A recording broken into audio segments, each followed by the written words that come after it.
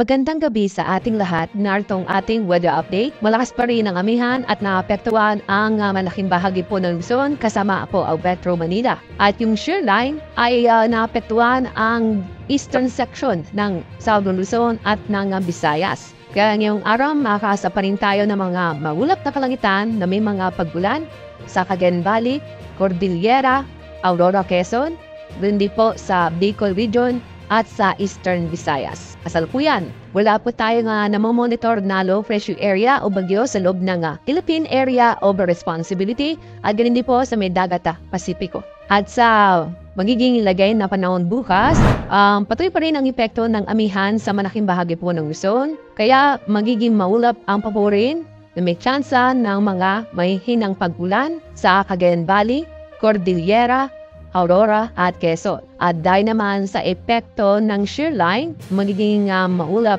ang kalangitan na may mga kalat-kalat na pagbulan at thunderstorm sa Bicol Region at sa mga probinsya ng Mindoro. Sa nalabing bahagi po ng Luzon, kasama po ang Metro Manila, bukas po magiging maganda at maliwalas ang panahon. Maliban po sa mga isolated na pagbulan. At dapat tayo sa Visayas at Mindanao. Sa Western Visayas, dahil po yan sa epekto ng shear line, magiging maulap ang kalangitan buong araw na may tsansa na mga kalat-kalat na pagbulan at thunderstorm.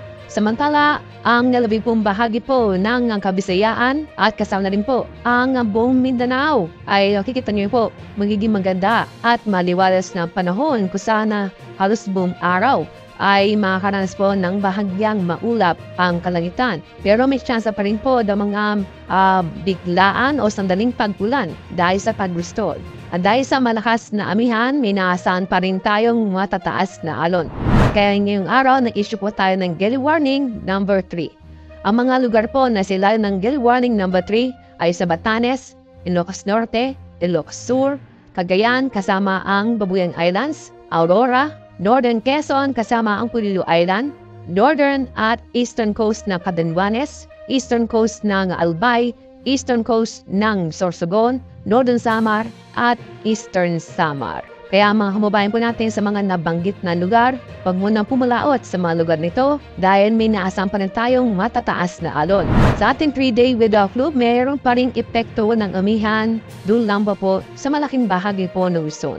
Kaya sa Metro Manila at sa Baguio City, ma-enjoy po natin ang mga araw nito, kung saan ay halos buong araw po bahagyang maulap ang kalangitan.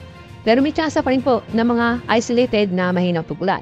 Pero sa kababayan po natin sa Legazpi City, sa araw po ng Miyerkules, maulap ang kalangitan na may tsansa ng mga mahinang pagulan pa rin po sa amihan. Pero muling ito gaganda ang panahon pagdating ng Huwebes at Biyernes. Sa bahagi po ng Visayas, pero ho tayo susunod 3 araw. Asahan din ang malisaw na panahon. Pero may chance pa rin po ng mga localized thunderstorm. Kung saan ay magbibigay ito ng mga may hina hanggang saktang-tamang pag-ulan. Minsan, may chance po mga malalakas na pag-ulan. Pero po tayo sa susunod 3 araw sa bahagi po ng Mindanao. Maliban na po sa mga localized thunderstorm na kung saan magbigay ito ng mga sandali o biglaang buhos na ulan.